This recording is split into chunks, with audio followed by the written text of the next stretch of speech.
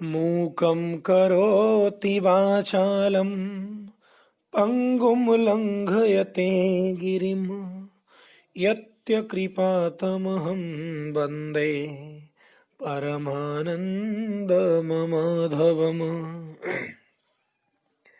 नमन करते हैं परमात्मा के चरणों में। और आइए, बड़ा सुंदर, परम कल्याणकारी, बड़ा ही दिव्य, मनोहारी, सुख प्रदान करने वाला और जीव को भगवान का परम धाम प्रदान करने वाला भगवान विष्णु के चरणामृत को पीने का एक सुखद मंत्र प्रस्तुत है। आइए इसका लाभ लेते हैं। भगवान विष्णु का जो चरणोदक होता है, जो चरणामृत होता है, हमारे शास्त्रों की ही मान्यता है कि उसको पीने वाला, भगवान विष्णु का चरणामृत पान करने वाला जन्म मृत्यु के बंधन से छूट जाता है, भगवान के परम धाम का अधिकारी हो जाता है, समर्थ हो जाता है वो भगवान के धाम जाने में। और भगवान का धाम वही है, यद गत्वा न निवर्तन्ते तद धाम परमम मम। भगवान गीता में कहते हैं, जहां जाने के बाद पुनरागमन नहीं होता, पुनरावृत्ति नहीं होती, जीव सारे बंधनों से मुक्त होकर के मोक्ष का अधिकारी हो जाता है, वो भगवान का परम धाम है। तो हम भगवान का चरणामृत पीते ही हैं, और जब इस मंत्र का उच्चारण करने के बाद भगवान का चरणामृत पीते हैं, तब हमारी मुक्ति, हमारा कल्याण, हमारा मंगल कन्फर्म हो जाता है। समझिए, कोई शंका संदेह नहीं रह जाता। और इस मंत्र के माध्यम से मानो भगवान के उस दिव्य चरणामृत को स्वयं भगवान को जैसे याद दिलाया जाता हो कि आपकी कृपा से ही आज आपके चरणामृत का मैं पान कर रहा हूं, आगे अब आपकी जिम्मेदारी है, आप अपनी नजर, अपनी करुणा हम पर कीजिए। और आपका चरणामृत पीने वाला आपके परम धाम को जाता है, जैसे इसकी याद दिलाई जाती हो।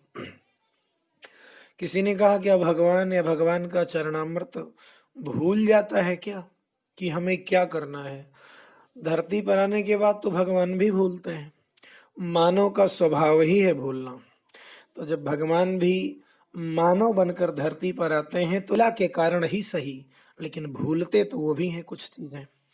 भगवान जब धरती पर श्री राम के रूप में अवतीर्ण हुए और उन्होंने अयोध्या में पुत्र धर्म का पालन करना शुरू किया, तो पुत्र धर्म निभाने में इस तरह भगवान समर्पित हुए, इतना तल्लीन हुए कि वास्तव में हार लेकर जिस कारण से धरती पर आए थे वो भूल गए।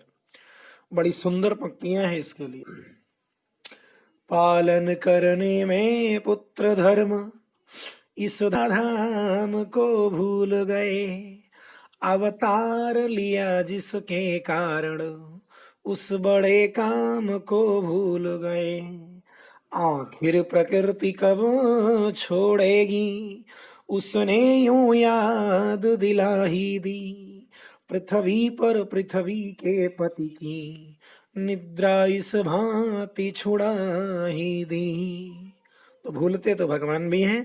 तो इस मंत्र के माध्यम से मानो भगवान को याद दिलाया जाता है, उनके चरणामृत को याद दिलाया जाता है कि आपका काम क्या है, आपको करना क्या है। मैं तो आपके चरणों में प्रणाम करते हुए आपके चरणोदक का पान कर रहा हूँ। आगे मेरा सब कुछ अब आपके चरणों में है, मेरी जिम्मेदारी भी आपके हाथों में है, मुझे संभालें। और इस मंत्र का इतना प्रभाव है कि इसका जाप करके जब कोई व्यक्ति चरणामृत पीता है या इस मंत्र को उच्चारण करते हुए भगवान के चरणों को जल से आप धो लें, भगवान के मूर्ति, भगवान के श्री विग्रह का चरण आप गाय के दूध से भी धुल सकते हैं, जल से भी धुल सकते हैं, गंगा जल से भी धुल सकते हैं। और इसके बाद उस दिव्य जल को अपने हथेली में लें, अंजलि में, दाएं हाथ के, और इस मंत्र का उच्चारण करते हुए भगवान विष्णु का ध्यान करते हुए उसको आप पान करें। मंगल के हकदार हो जाएंगे, आपके भाग्य में मंगल लिख दिया जाएगा। और इस मंत्र को मैं आपके सामने बोल रहा हूं, मंत्र स्क्रीन पर आएगा। और चरणामृत तो 1000 बार अवसर भगवान देते हैं पीने का। तो जब भी चरणामृत मिले तो भगवान के इस दिव्य मंत्र का उच्चारण करते हुए आप पिए। इसीलिए मैं अक्सर कहा करता हूं कि अगर आप इस चैनल पर पहली बार हैं और नए हैं तो इस तरह की कल्याणकारी चर्चाओं के लिए, इस तरह के कल्याणकारी मंत्र को पाने के लिए और दिव्य कल्याणकारी चर्चाओं को पाते रहने के लिए, अनवरत इनसे संबंध बनाए रखने के लिए आप सबसे पहले इस चैनल को सब्सक्राइब कर लें, बेल को भी दबा लें, जिससे इस तरह की सूचना निरंतर आप पर आती रहे।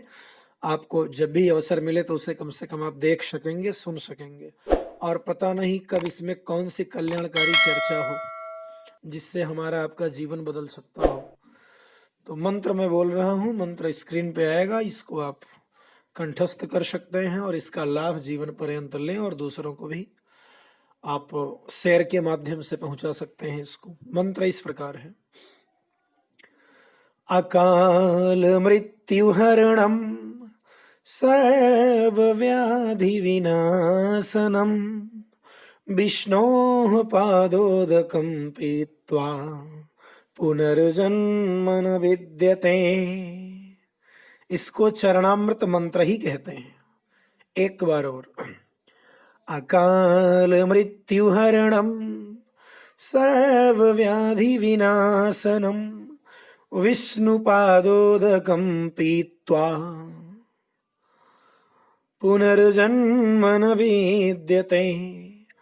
अकाल मृत्यु हरणम सर्वव्याधि विनाशनम विष्णोः पादोदकं पीत्वा पुनर्जन्म न विद्यते।